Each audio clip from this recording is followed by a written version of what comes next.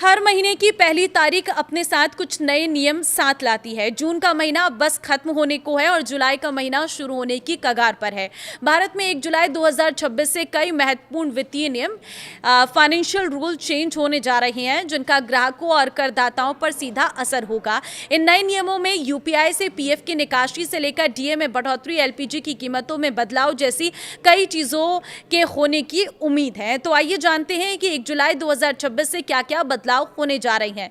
नमस्कार, मैं हूं आपके साथ ममता तिवारी और आप देख रहे हैं न्यूज़ 18 का डिजिटल प्लेटफॉर्म। पहली चीज, आईटीआर फाइल करने की डेडलाइन। नौकरी पेशा और बिना ऑडिट वाले टैक्स पेयर्स के लिए salaried income tax return ITR 1 और आईटीआर 2 भरने की आखिरी तारीख है 31 जुलाई। यानी कि सैलरी पाने वाले कर्मचारी और वे लोग जिनकी income capital gains, house property या दूसरी नॉन बिजनेस इनकम से होती है, जिसके लिए ऑडिट की जरूरत नहीं है, उन्हें आईटीआर 1 और आईटीआर 2 फॉर्म भरने होंगे। दूसरी चीज है, एचडीएफसी क्रेडिट कार्ड के बदलेंगे नियम। 1 जुलाई से नए वित्तीय वर्ष की दूसरी तिमाही शुरू हो रही है। इस मौके पर एचडीएफसी बैंक ने अपने गिलालिया गोल्ड और dinners club privilege credit card के नियमों में कुछ बदलाव करने जा रहा है।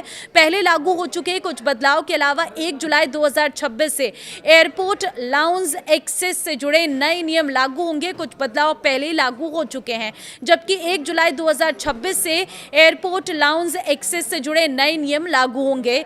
नए नियम के अनुसार 1 जुलाई से HDFC bank regalia gold credit card users को घरेलू एयरपोर्ट लाउंज का एक्सेस पाने के लिए हर तिमाही में खर्च की एक नई सीमा पूरी करनी होगी। इस पॉलिसी के तहत ग्राहकों को अगली तिमाही में मुफ्त घरेलू एयरपोर्ट लाउंज एक्सेस पाने के लिए पिछली तिमाही में कम से कम, आपको बता दें, 60,000 रुपये खर्च करने होंगे। तीसरी चीज है, एलपीजी, सीएनजी और पीएनजी की कीमतों में संभावित बदलाव। हर महीने की पहली तारीख की तरह 1 जुलाई को भी तेल विपणन कंपनियां ओएमसीज एलपीजी सिलेंडर, सीएनजी और पीएनजी की कीमतों की समीक्षा करेगी।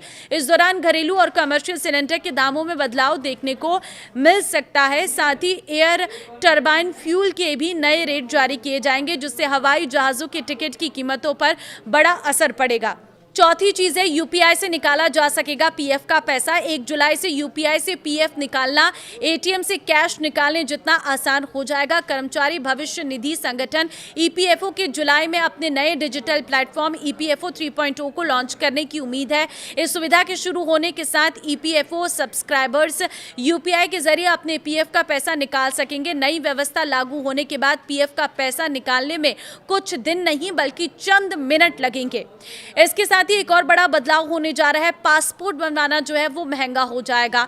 विदेश मंत्रालय ने 1 दशक से भी अधिक समय के बाद पासपोर्ट फीस में भारी बढ़ोतरी की है।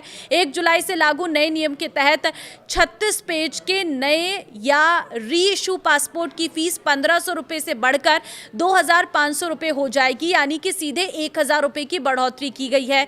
वहीं तत्काल सर्विस के लिए अब पहले 3500 की जगह 5000 रुपये देने होंगे। अगर 60 पेज के जंबो पासपोर्ट की फीस की बात करें तो 6000 रुपये तक कर दी जाएगी। वहीं आपको बता दें कि रेलवे पेनल्टी के नियमों में भी बदलाव हो रहा है। 1 जुलाई से बिना टिकट यात्रा करने पर डबल जुर्माना देना होगा। नए नियमों के तहत जुर्माने की राशि को 250 रुपये से बढ़ाकर 500 रुपये किया जा रहा है। साथ ही अब से अगर कोई पुरुष महिला कोच में सफर करते हुए पाया गया तो उस पर 2500 रुपये का जुर्माना लगाया जा सकता है। और एक और बड़ी खबर यह है कि फ्री में अपडेट होगा आपका आधार।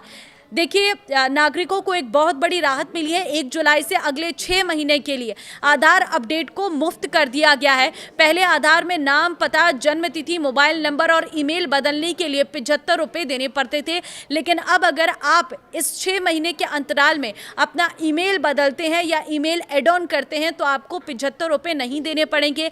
ये भी बता देती हूँ कि ये सुविधा सिर्फ और सिर्फ आधार मोबाइल ऐप के लिए ही है। अगर आप वेबसाइट से या आधार सेंटर पर जाकर कोई बदलाव करवाते हैं तो वहां पर आपको फीस देनी पड़ेगी। अगर आप आधार मोबाइल ऐप से कोई बदलाव करते हैं तो उसमें आपको 75 रुपये की फीस नहीं देनी पड़ेगी। तो ये वो बड़े बदलाव हैं जो 1 जुलाई से लागू हो रहे हैं। इस वीडियो को सबके साथ शेयर कर दीजिए ताकि सभी लोग इन बदलावों के बारे में पहले से ही जान सके। आपको क्या लगता है इन बदलावों के बारे में? अपनी राय भी जरूर दें। नमस्कार।